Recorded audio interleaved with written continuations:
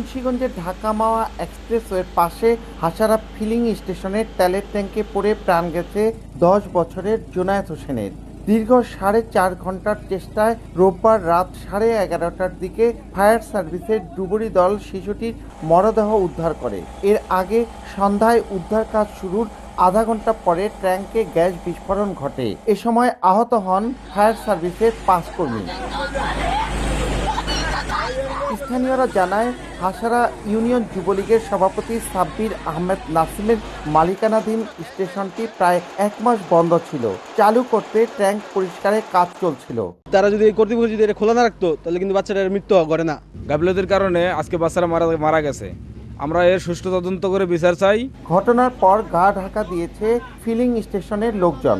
ডুবুরি unit এসে ছেলেটিকে মৃত অবস্থায় উদ্ধার করে এবং উদ্ধার করে শ্রীনগর থানার পুলিশের কাছে মৃতদেহটি হস্তান্তর করা হয়।